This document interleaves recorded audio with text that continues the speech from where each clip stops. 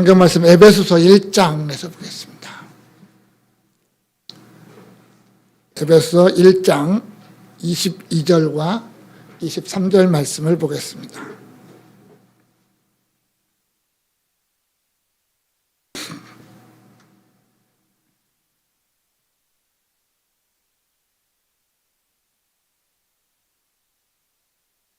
찾으셨으면 같이 읽겠습니다. 시작. 또 만물을 그의 발 아래에 복종하게 하시고 그를 만물 위에 교회의 머리로 삼으셨느니라.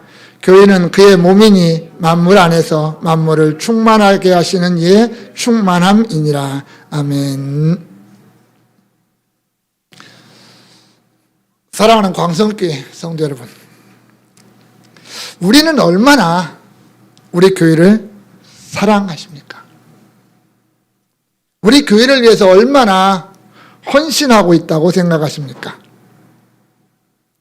나는 우리 교회가 교회다워지는 일에 얼마나 열심을 내고 있다고 생각하십니까?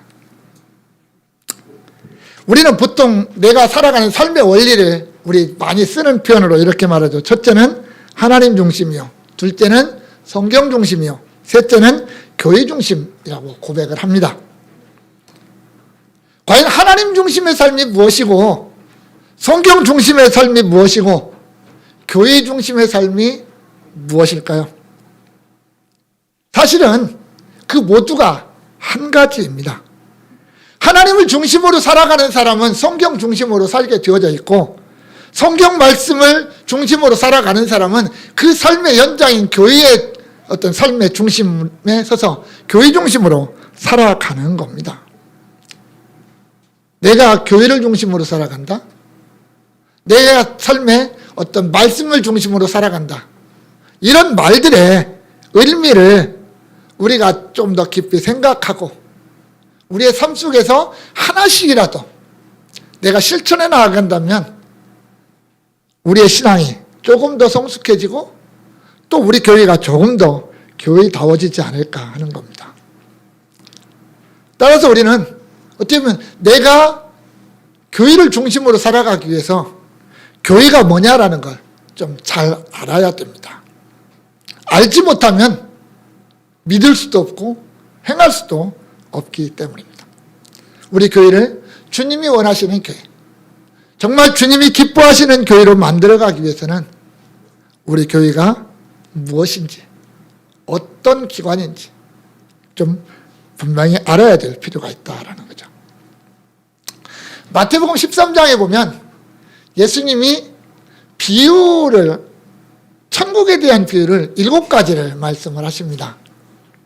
그 중에 45절과 46절에 보면 이런 말씀이 있습니다. 또 천국은 마치 좋은 진주를 구하는 장사와 같으니 극히 값진 진주 하나를 발견함에 가서 자기의 소유를 다 팔아 그 진주를 사느니라, 이렇게 말씀하셨습니다. 한번 생각해 봅시다. 진주 장사가 자신의 소유를 다 팔아서 진주 하나를 샀다라고 했어요. 일반적으로 생각할 때 진주가 얼마나 비싸길래, 얼마나 좋은 것이길래 자기 재산을 다 팔아서 그 진주 하나를 샀을까? 이런 생각 혹시 한번 해보셨습니까? 왜 그랬을까요? 답은 간단합니다.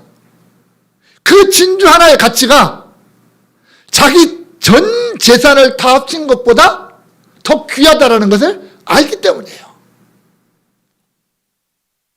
장사잖아요. 장사는 이익이 남아야 되는 거잖아요. 주님의 말씀은 분명하죠. 천국이라는 것이 그렇다라는 거잖아요. 우리의 전 인생의 모든 것을 다 합쳐도 천국의 가치가 더 고귀하다, 그 얘기 아니겠습니까? 그래서 우리는 천국을 소망해야 되고 천국을 내가 소유하고 살아야 되고 천국을 누리는 삶을 살아야 된다, 그렇게 말씀하시잖아요. 그런데 전제 조건이 하나가 있어요. 뭐예요? 천국을 알아야 돼요. 천국이 얼마나 좋은지, 천국이 어떤 곳이고 어떻게 가는지 알아야 그 천국을 누리든지 말든지 내가 뭐 소유하든지 뭐 할 거 아닙니까? 모르면, 눈앞에 있어도 그 가치를 모르면 아무 의미가 없다는 거예요. 진주장사처럼. 많은 사람들이 그 진주를 보았을 겁니다. 그런데 그 가치를 알아보는 사람은 그 사람밖에 없었다는 거죠. 알아봤으니까 돌아가서 자신의 전 재산 팔아서 그 진주 하나 사는 거예요. 우리가 마찬가지라는 거잖아요. 우리가 지난주에 교회란 무엇인가라는 말씀을 들었습니다. 주님의 소유, 주님이 세우신 교회, 위대한 권세를 가진 교회. 그래서 우리는 그 교회를 지켜야 되고 변질되지 않도록 보호해야 되고 또 복음을 통해서 교회를 확장시켜 나가야 된다라고 말씀을 들었어요. 그렇다면 그 교회가 왜 그렇게 귀한 가치를 가지고 있을까요? 교회가 왜 그토록 어마어마한 가치를 가지고 있는 기관이 교회일까요? 우리는 그 가치를 자꾸 망각을 해요. 우리 교회가 그렇게 고귀한 가치를 가지고 있다고 한다면 우리가 사랑하지 못할 이유가 없습니다. 헌신하지 못할 이유가 없습니다. 교회를 위해서 정말 못할 일이 없는, 왜? 그만한 가치가 있으니까. 교회 가치가 있으니까. 오늘 우리는 그 교회의 가치를 한번 생각해 보려고 합니다. 교회가 얼마나 고귀한 가치를 가지고 있는가. 그리고 내가 그런 교회, 그런 광성교회에 속해 있다는 것이 얼마나 복된 일인가. 자랑스러운 일인가. 또 내가 그런 광성교회를 위해서 일할 수 있고 헌신할 수 있다는 것이 얼마나 감사한 일인가. 이런 것들을 한번 말씀을 통해서 한번 생각을 해보려고 합니다. 그래서 이 시간 교회의 위대한 가치라고 하는 제목입니다. 사실은 오늘 설교는 세 편이 하나가 되는 거예요. 제가 세 편을 만들려다가 너무 길으면 지루할 것 같아서 하나로 그냥 묶어버렸습니다. 자, 먼저 교회는 가장 고귀한 기관입니다. 사도행전 20장 28절에 보면 여러분은 자기를 위하여 또는 온 양떼를 위하여 삼가라. 성령이 그들 가운데 여러분을 감독자로 삼고 하나님이 자기 피로 사신 교회를 보살피게 하셨느니라. 이렇게 말씀하고 있습니다. 사도 바울이 제3차 전도여정을 마치고 예루살렘으로 돌아가는 도중에 시간이 없어서 밀레도에서 에베소 교회 장로들을 초대를 합니다. 그리고 그들에게 마지막 고별 설교를 하는데 그 가운데 마지막 부분에 등장하는 이 표현이에요. 그런데 여기에 교육의 가치가 얼마나 소중한가라고 하는 것을 가르쳐주는 하나의 표현이 있는데 바로 하나님이 자기 피로 사신 교회라고 하는 부분입니다. 우리는 여기에서 고개를 한번 갸우뚱해야 돼요. 그냥 지나가면 안 돼요. 왜냐하면 십자가에서 피를 흘려서 죽으시고 그 피를 통해서 구원하시고 교회를 세우신 분은 예수님이시거든요. 그런데 오늘 바울은 하나님이라고 말을 해요. 하나님이 자기 피로 사셨다 이렇게 말해요. 그래서 어떤 성경에서는 이걸 바꾸었어요. 하나님이라는 말을 주라는 말로 바꿔서 주님이라고 하는 표현으로 바꿔놓은 성경들도 있습니다. 왜 그랬을까요? 왜 바울이 몰라서? 아니잖아요. 너무나 잘 알잖아요.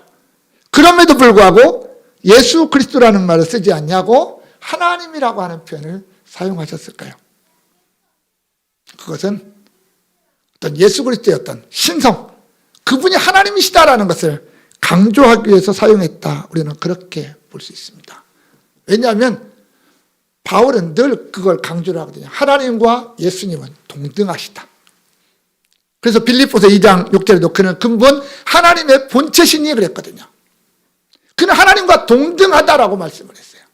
그럼에도 불구하고 그분이 그걸 버리고 동등됨을 버리고 사람의 모양으로 죄인의 모양으로 세상에 오셨다. 이렇게 고백하고 있거든요.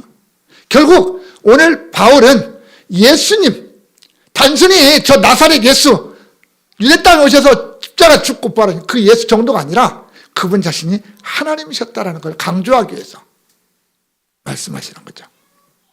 예수님이 자기 피, 십자가에서 흘리신 그 피를 통해서 우리를 사셨고 우리를 묶어서 교회로 만드셨다. 그래서 교회는 예수님이 자기 피로 사신 교회다. 이렇게 말씀하고 있는 겁니다. 성도 여러분, 세상에서 가장 고귀한 게 뭘까요? 여러분에게 가장 소중한 게 뭡니까? 그건 생명일 것입니다. 생명은 무엇과도 바꿀 수가 없습니다. 이 세상 전부를 가졌어도 생명이 없으면, 내 생명이 없으면 아무 의미가 없어요. 그러나 아무것도 가지지 않았다 할지라도 내 생명이 내게 있으면 나는 소망이 있습니다. 언제 어떻게 바뀔지 모르니까. 그런데 그 생명을 대가로 얻은 것, 그 생명과 맞바꾼 것이 있다면 그게 얼마나 고귀할까요? 우리는 천하보다도 귀한 생명이라고 말하잖아요.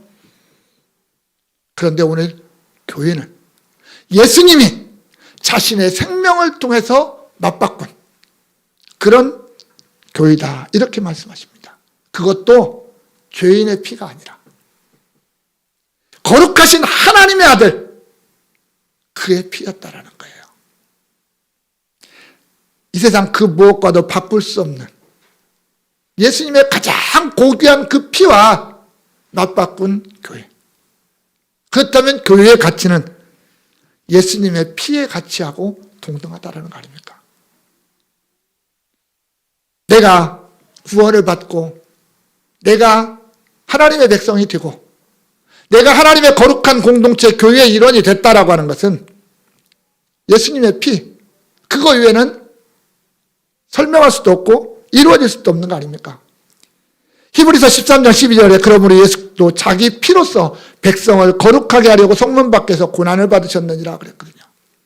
우리 스스로 거룩해질 수 없어요. 우리 거룩하지 못한 이는 거룩하신 하나님 앞에 설 수도 없습니다. 다시 말하면 죄로 인해 타락한 우리는 내 힘이나 내 방법으로 결코 하나님 앞에 구원에 이를 수가 없다라는 거잖아요. 그것은 우리가 너무나 잘 알잖아요. 그런데 그런 우리를 하나님의 보좌 앞에 담대하게 설 수 있도록 하시기 위해서 주님이 스스로 피를 흘리셨습니다. 그래서 우리가 그 피를 믿는 믿음을 가지고 하나님 앞에 나아가고 예배하고 하나님 앞에 담대하게 서서 내가 당신의 아들입니다 하고 떳떳하게 얘기할 수가 있는 거 아닙니까? 이 세상 앞에서 내가 예수 믿는 사람이라고, 내가 하나님의 자녀라고 당당하게 살아갈 수 있는 이유가 예수님의 피 아닙니까?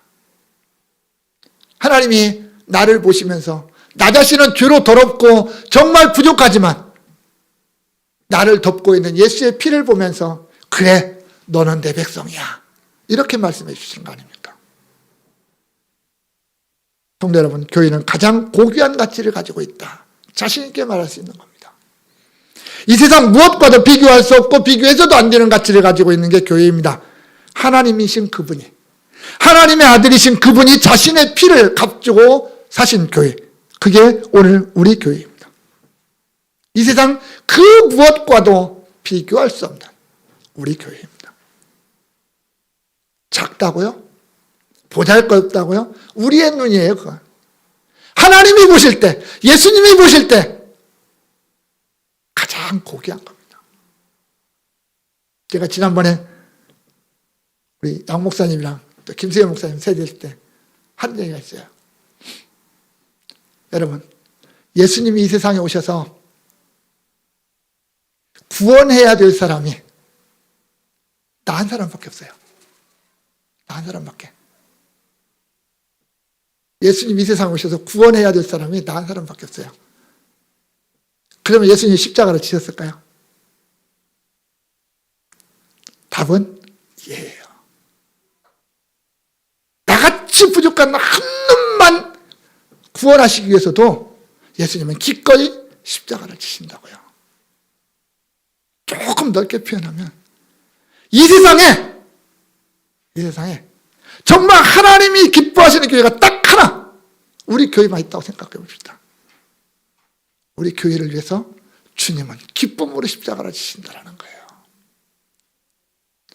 그만큼 주님이 우리 교회를 사랑하시고 고귀하게 보시는 거예요.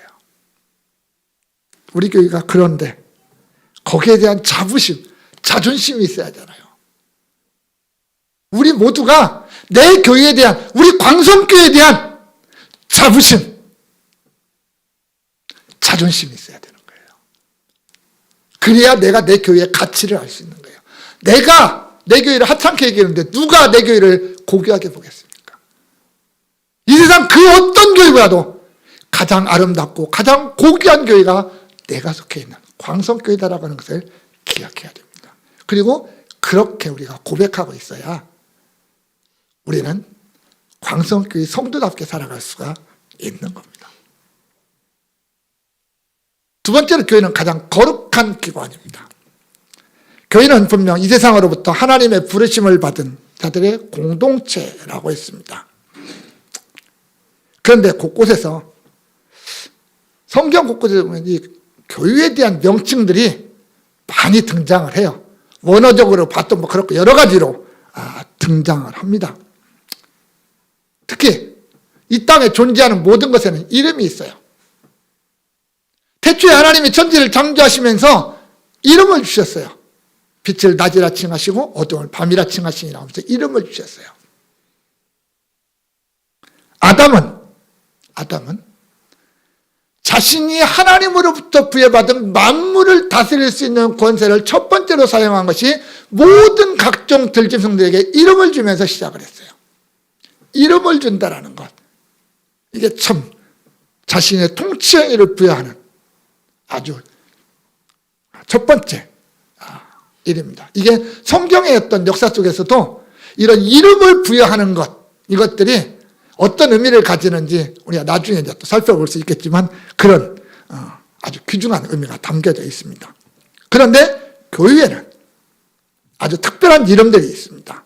그리고 그 이름을 통해서 교회가 얼마나 거룩한 기관인지를 우리에게 보여주고 있습니다. 그 중에 두 가지만 보려고 합니다. 첫 번째는 뭐냐면 그리스도의 몸입니다. 고린도전서 12장 27절에 너희는 그리스도의 몸이라, 그리고 지체의 각 부분이다, 이렇게 말합니다. 사실 여기에 나타나는 그리스도의 몸, 이게 우리 성경의 번역으로는 조금 부족한 게 있기는 합니다. 이 그리스도의 몸은 그 그리스도의 몸이 아니에요.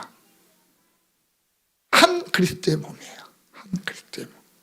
한마디로 얘기하면 교회는 어떤 특정한 몸이 아니라 교회는 전체가 하나의 몸, 통일성을 가지고 있다라는 겁니다. 교회가 예수 그리스도의 한 몸이고 성도는 각 지체라는 말입니다. 다양한 사람들로 구성되지만 결국은 하나의 몸이라는 말입니다. 사람의 몸에도 머리카락부터 시작해서 발가락까지 수많은 부분들이 있습니다. 더 깊이 내려가면 세포들이 있습니다. 어느 것 하나 쓸모없는 거 없습니다. 다 소중합니다. 여러분 몸에서 가장 필요 없는 것 하나가 뭔가를 한번 생각을 해보십시오. 그리고 그게 없다라고 생각을 해보십시오.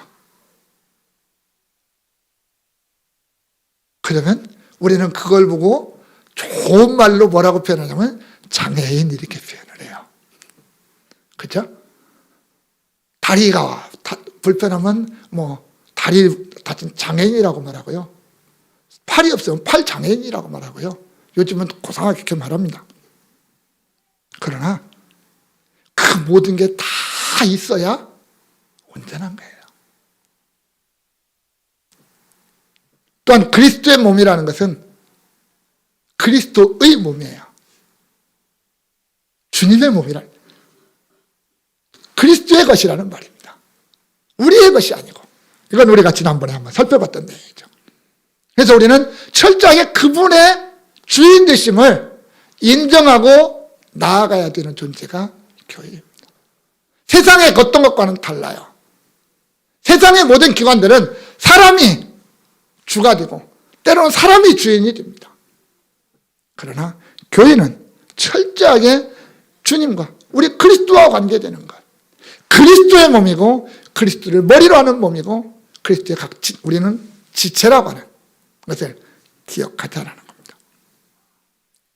또한 에베소 1장 22절에 보면 오늘 본문이죠. 또 만물을 그의 발 아래 복종하게 하시고 그를 만물의 교유의 머리로 삼으셨다. 교회는 그의 몸이다. 이렇게 말합니다. 골로새서 1장 18절에도 그는 몸인 교회의 머리시라 이렇게 얘기하거든요. 철저히 예수가 머리예요. 근데 머리와 몸의 그 관계, 이것은 아주 기가 막힌 거거든요. 우리의 모든 몸은 머리로부터 시작돼요. 머리에서 생각하고 머리에서 명령을 내리면 모든 각 지체들이 움직입니다. 그런데 우리가 조심해야 될 게 하나가 있어요. 주님이 머리고 우리는 각 몸의 지체다. 그럼 우리는 가만히 있고 그냥 주님이 하라는 대로 명령만 내리면 그대로만 움직이면 된다. 이렇게 생각해서는 안 된다는 거예요. 왜냐하면 몸이 없는 머리도 의미가 없기 때문입니다. 몸과 머리는 유기적인 존재라고 그러죠. 분리할 수 없는 존재. 결국 주님과 우리는 따로따로 떨어져서 생각하고 주님 따로 생각하고 우리 따로 생각할 수 있는 관계가 아니라는 말입니다. 머리는요, 몸을 일하게도 만들잖아요.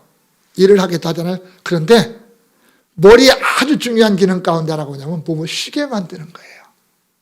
여러분 잠잘 때 머리가 계속 활동하면 잠 안 자는 거잖아요. 머리가 쉬어야 온 몸도 쉬어요.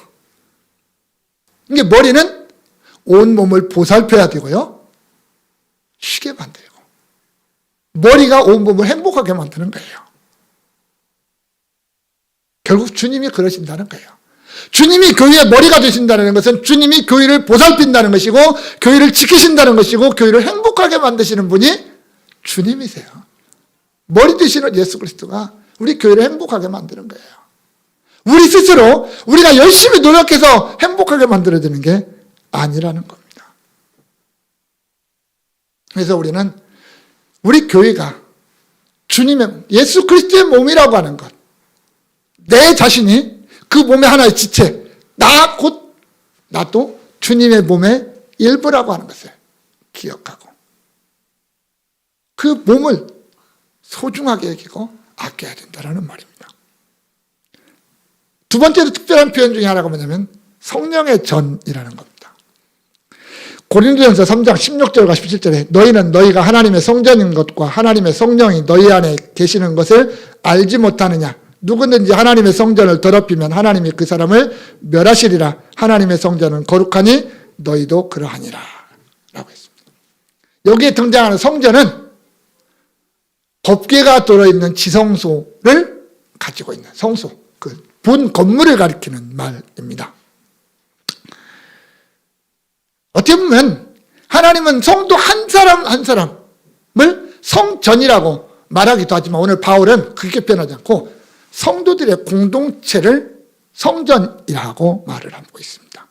너희들이에요. 네가, 너 하나가 성전이 아니라 너희들 전체가, 고린도 교회 전체가 하나님의 성전이다. 그리고 그 성전 안에 성령이 거하신다. 여러분, 교회에 하나님이 함께 하시지 않으면 아무 의미가 없습니다. 아무리 화려한 예루살렘 성전 크게 전화도 하나님이 거기에 거하시지 않으면 그 성전은 아무 의미가 없습니다. 다 부서질 수밖에 없는 거예요. 구약의 이스라엘 백성들이 광야에 나와서 성막을 건설했을 때 하나님이 그 성막 안에 임재하셨다고 그랬거든요. 낮에는 구름 기둥으로 밤에는 불 기둥 모양으로. 하나님이 그 안에 함께 계시는 거예요. 그래서 그 성막은 거룩한 막이라고 말했고 거룩한 집 성전이라고 말하는 거예요. 그리고 하나님이 거기에 늘 임재하셔서 자기 백성들과 함께 하셨어요. 오늘 우리가 교회를 성전이라고 말하는 것은 건물을 가리켜서 성전이라고 말하지 않고 하나의 공동체를 성전이라고 말하는 건 그 안에 성령께서, 성령 하나님이 그 안에 임재해 계시고 함께 하시면서 교회를 다스려 가고 계시기 때문입니다. 따라서 교회는 성령이 계시기 때문에 거룩한 거예요. 우리 사람들끼리 모여서 남들과 다른 삶을 살아가니까 거룩한 게 아니라 교회 안에, 우리 교회 안에 하나님이 거하시기 때문에 우리 교회가 성전이 될 수 있는 거예요. 구약의 성전은 아무나 못 들어갔잖아요. 제사장도 함부로 못 들어갔던 게 성전 아닙니까? 그런데 오늘 우리는 들어가요. 우리는 그 안에 속해져 있어요. 왜? 예수님의 피 때문에 그렇게 되는 거잖아요. 그래서 내가 내 성전을 더럽히면 안 된다는 거예요. 거룩하니까. 가장 깨끗하고 고결한 교회를 내 하나의 어떤 죄로 말미암아, 내 하나의 어떤 잘못됨으로 말미암아 우리 교회가 더럽혀지지 않도록 조심해야 된다는 거예요. 왜냐하면 하나님이요, 다른 건 참 많이 용서하시고 뒤로 양보를 참 많이 하시는데 이 거룩함이라고 하는 요거에 관련돼서는 용납을 안 하셔요. 모세가 가나안 땅에 들어가지 못하는 이유가 그잖아요. 네가 회중 앞에서 내 거룩함을 드러내지 않았다. 하나님 그렇게 말씀하시잖아요. 하나님의 거룩함을 드러내지 않았다. 그 죄 때문에 모세가 가나안 땅에 못 들어가요. 훗날 다윗 시대에 다윗이 법궤를 옮겨갈 때 소가 뛰어가지고 법궤가 땅바닥에 떨어지려고 그러잖아요. 우사가 잡았어요. 법궤가 땅바닥에 굴르면 안 되니까 잡았어요. 근데 하나님 어떻게 해요? 죽여버려요. 우리가 보면 이거 말도 안 되는 일이에요. 그런데 아니에요. 하나님은 그거 만지지 말라고 했거든요. 그건 나니까. 내가 내 발등상이고 내가 좌정하는 것이니까 너희는 절대로 손대면 안 된다. 레인이라 할지라도 제사장일지라도 거기에 손을 대면 안 되거든요. 근데 손 만졌다라는 죄로 그 자리에서 죽여버립니다. 그게 우리 하나님 죄.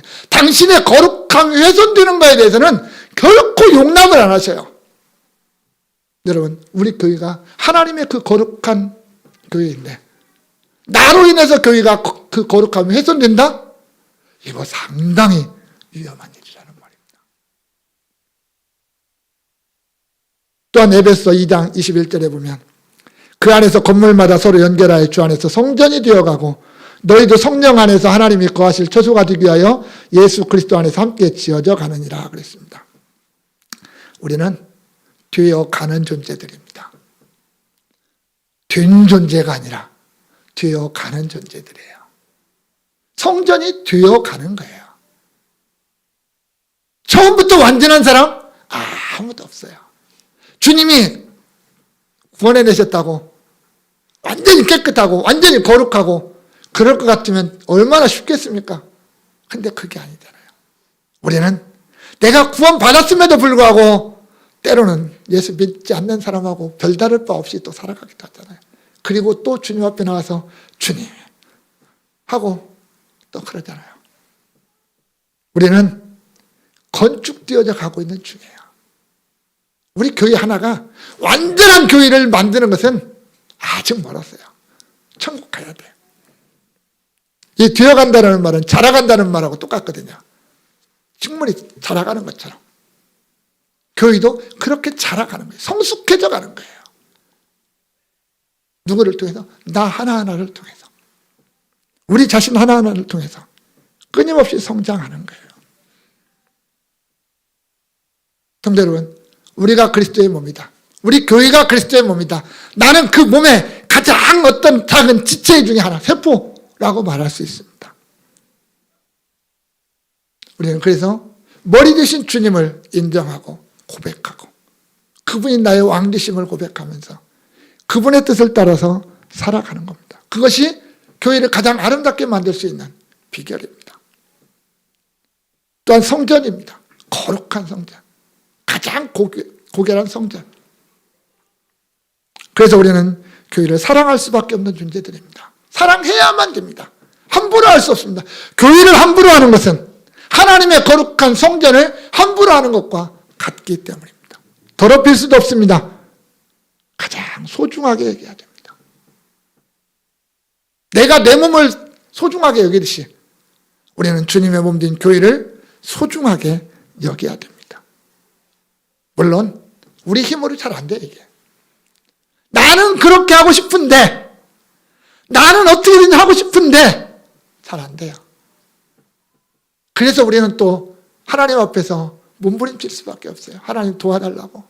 성령께서 나를 주장하셔서 나를 그렇게 살아갈 수 있게 해달라고, 인도해달라고 몸부림칠 수밖에 없고, 날마다 말씀을 통해서 말씀이 나에게 요구하는 것이 뭔지를 깨닫기 위해서 몸부림칠 수밖에 없는 것이 우리의 모습입니다. 그렇게 해서 우리는 우리의 교회를, 우리 교회의 가치를 지켜나가는 거예요. 그 거룩한 교회를, 가장 아름다운 교회를 세워가는 겁니다. 세 번째는 디모데전서 3장 15절에 만일 내가 지체하면 너로 하여금 하나님의 집에서 어떻게 행하여야 할지를 알게 하려 함이니 이 집은 살아계신 하나님의 교회요 진리의 기둥과 터니라, 이렇게 말했어요. 바울이 교회가 뭐냐라고 하는 것을 세 가지로 얘기하거든요. 하나님의 집, 이건 건물로서의 집이 아니라 가정이라는 의미입니다. 하나님의 가정, 하나님의 가족이라는 말입니다. 살아계신 하나님의 교회라고 그랬어요. 죽은 하나님이 아니에요. 살아계신 하나님이에요. 바울이 이 말을 쓰는 데는 이유가 있어요, 사실은. 왜냐하면 그때 당시에 많은 이방에서 섬기는 신들이 대부분 우상들 아닙니까? 뭘로 만들어 놓은 신들. 생명이 없는, 죽은 그런 어떤 우상들과 비교하기 위해서 살아계신 하나님이라는 표현을 자주 써요. 이게 특히 성경에서는 많이 등장하는 표현입니다. 그런데 그것과 또 하나의 의미로 그 하나님이 우리와 늘 함께 움직이신다는 의미예요. 살아있기 때문에 움직이는 거잖아요. 하나님은 가만히 앉아서 뭐 지시만 하고 명령하는 분이 아니라 우리와 함께 하시면서 우리와 함께 살아가시는 분이라는 말이에요. 그런 의미를 통해서 살아계신 하나님, 이렇게 말을 하거든요. 그래서 구약에 보면 레위기서 26장에서 하나님은 이렇게 말해요. 나는 너희 중에 행하여, 나는 너희 중에 행하여, 그냥 너희 중에 함께 있어 이가 아니라 너희 중에 행하여 다니면서 너희의 하나님이 되고 너희는 내 백성이 될 것이다, 이렇게 말해요. 이게 언약 문구라는 거거든요. 나는 너희의 하나님이 되고 너희는 내 백성이 되리라. 이게 구약 성경에는 많이 등장을 해요. 근데 신약에서도 요한계시록에 가서도 등장하는 표현, 언약 문구라고 하는 거예요. 사도 바울은 훗날 6장, 고린도후서 6장 16절에서 우리는 살아계신 하나님의 성전이라 이렇게 선언하고 그 뒤에 하나님이 우리를 하나님의 성전을 만들어 놓고 나는 너희 하나님이 되고 너희는 내 백성이 될 것이다 라고 하는 이 말씀을 거기다 또 적용을 하거든요. 그렇다면 이런 말이에요. 하나님이 지금 우리 교회를 향해서 뭐라고 말씀하시냐면 내가 너희 가운데서 함께 살아가겠고, 살아가는데 그냥 살아가는 게 아니라 내가 너희 하나님이 되고 너희는 내 백성이 되라. 이 관계를 내가 너희 교회 안에서 이루면서 살아가겠다, 이렇게 말합니다. 그런데 더 중요한 것은 그런 교회가 하나님의 진리의 기둥과 터라고 했어요. 진리, 인간을 구원으로 인도하는 진리, 궁극적으로는 예수 그리스도 자체를 진리, 좀 넓게 표현한다면 복음, 이게 진리라는 말입니다. 기둥은 건물이 무너지지 않도록 받쳐주는 기둥들, 이걸 말을 하잖아요. 우리가 잘 알 수 있죠. 근데 단순히 건물을 받쳐주는 정도가 아니라 이게 이제 요즘 시대에 봐도 그때 당시의 어떤 상황을 생각을 하셔야 됩니다. 우리 가끔 사진을 보면 폐허가 됐지만 옛날 그리스 신전이나 뭐 이런 신전들의 사진을 보면 뭐만 남았어요?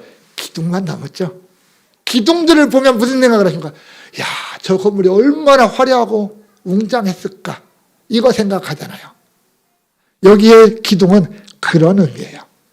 교회를 기둥이라고 말하는 것은 뭔가를 그렇게 위엄을 드러내주는 존재, 그게 기둥이에요.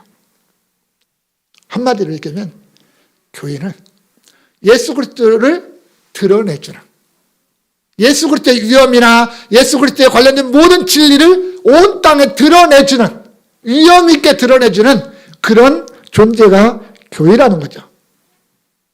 그런데 그 진리를 받쳐주고 드러내주는 기둥, 또 뭐예요? 터예요. 터는 받쳐주는 대지죠. 흔들리지 않는 겁니다. 대지가 흔들리면 아무 의미가 없어요. 그래서 예수님이 지혜로운 자는 반석 위에다 집을 짓고 미련한 자는 모래 위에다 짓는다 했어요. 기초가 얼마나 튼튼하냐 싸움이잖아요. 교회는 그 터, 반석과 같은 터라는 말입니다. 무엇을 위한? 하나님의 진리를 위한. 진리를 위한 기둥처럼 든든한 존재요. 대지처럼, 터처럼 흔들리지 않는 존재가 바로 교회라는 얘기입니다. 다시 말하면 교회는 그 진리, 그 복음을 자랑스럽게 드러내는 기관입니다. 교회가 복음을 부끄러워하면 교회는 끝입니다. 어느 분이 설교하실 때 썼던 표현이더라고요. 세상이 복음을 부끄러워하다 보니까 오늘날의 교회가 됐다고. 정말 그렇게 돼버렸습니다. 교회가 복음을 부끄러워하던 시절이 돼버리고 말았어요. 오늘날. 우리는 그러지 말아야 된다는 거죠. 나만 가진 이 복음을 우리가 굳게 잡아야 되고, 복음을 내가 자랑스럽게 해지고 자랑스럽게 드러낼 줄 아는, 이게 오늘 교회의 이중적인 사명이기도 합니다. 성도 여러분, 교회는 하나님의 가족입니다. 하나님을 아버지로 모시는 가족입니다. 또한 교회는 살아계신 하나님이 왕으로 자리하고 있는 자리입니다. 제가 자주 쓰는 표현 가운데 하나가 있습니다. 성경에 하나님이라고 하는 표현을 다른 표현으로 바꾸라고 한다면 그건 왕입니다. 왕. 왕이라는 말로 바꿔서 해석을 해도 우리가 그 의미를 알아갈 수 있는 그런 표현 중에 하나이기도 합니다. 하나님은 우리의 왕이십니다. 왕은 단순히 위에서 명령하고 호령하는 존재가 아니라 백성을 지켜줘야 되고요. 가장 평안하게 만들어줘야 될 존재가 왕이거든요. 우리 하나님이 그렇게 하셔요. 또한 교회는 하나님이 주신 가장 고귀한 선물, 예수 그리스도의 복음, 그 진리를 가지고 있는 기관이 교회입니다. 그래서 교회는 아름다운 거예요. 교회가 건물이 화려해서 아름다운 게 아니고요. 그 안에 있는 사람들이 위대한 사람들이라서 교회가 아름다운 게 아닙니다. 교회는 복음이 있기 때문에 아름다운 거예요. 그 안에 예수가 있기 때문에 아름다운 거예요. 그 진리가 내 안에 있고 우리 교회 안에 있습니다. 그래서 우리는 감사한 거예요. 그런 교회를 위해서 내가 일할 수 있다는 게 감사한 거예요. 사랑하는 성도 여러분, 세상의 모든 역사는 하나님의 역사입니다. 참새 한 마리가 떨어지는 것조차도 하나님의 계획과 허락 속에서 이루어진다고 말씀했습니다. 따라서 하나님은 자기가 원하시는 그 목표, 자기 백성의 구원이라고 하는 이 위대한 목표를 향해서 이 세상의 모든 역사를 진행시켜 나가고 있습니다. 그것도 하나님 자신이 직접 하시는 게 아니라 우리 교회를 통해서, 우리 교회에게 하나님이 함께 하셔서 주장하시면서 우리를 통해서 그 일을 이루어가게 하시는 거예요. 하나님이 직접 하나하나를 부르시기도 하지만 그보다는 오늘날은 교회라고 하는 하나님의 이 기관을 통해서 세상에 있는 자기 백성들을 하나님이 불러내신다라는 사실입니다. 따라서 우리 교회가 이 하나님의 역사, 하나님의 목적, 이걸 잃어버리면 교회는 의미가 없는 겁니다. 교회가 교회로서의 모습을 유지하고 교회로서의 사명을 감당할 때 이 세상의 역사가 존재하게 되고 교회는 교회로서의 의미를 가지게 된다는 거죠. 우리 교회, 주님의 핏값으로 사신 교회, 가장 고귀한 교회, 가장 거룩한 교회, 이 세상 그 무엇과도 비교할 수 없는 가장 거룩한 주님의 몸 교회, 하나님이 함께 계시는 거룩한 전, 성령의 전, 그게 우리 교회입니다. 그리고 우리 교회는 이 세상에서 다른 그 어떤 교회보다도 가장 아름다운 교회입니다. 이런 교회, 그 교회에 내가 속해 있다. 내가 그 교회의 일원이다. 그 공동체의 내가 한 부분이다. 여기에 대해서 자부심 가지고 자랑스러워해야 됩니다. 어디 가서든지 내가 내 교회에 대해서 자랑스럽게 얘기할 수 있는 그런 우리 모두가 되어야 된다는 거죠. 그리고 조금 더 나아가서 그런 교회의 가치, 그 고귀한 가치를 지키기 위해서 우리 모두가 노력해야 된다는 거죠. 내 자신이 높아지기 위해서가 아니라 교회가 드러나고 교회를 통해서 복음이 드러나고 예수가 드러나고 하나님이 드러나도록 하기 위해서 우리는 최선을 다해서 교회를 사랑하고 섬겨야 된다는 겁니다. 원하기는 정말 우리 모든 교회가 또 우리 광성교회가 우리 성도 각자가 이런 교회의 위대한 가치를 바르게 깨닫고 그런 고귀한 가치를 가지고 있는 교회를 위해서 우리의 남은 생을 아름답게 드리고 또 교회를 세워나가고 교회가 교회다워지는 데 있어서 나 자신을 온전히 헌신할 수 있는, 그래서 주님 앞에 설 때 정말 주님이 우리를 향하여 잘했다 칭찬 듣는 저와 여러분들 될 수 있기를 주님의 이름으로 축원합니다. 우리 다 같이 주님 말씀하시며 내가 나가리다. 주님 뜻이 아니면 내가 멈춰서리다. 나의 가고 서는 것 주님 뜻에 있으니 주님 나를 이끌소서. 뜻하신 그곳에 나 있기 원합니다.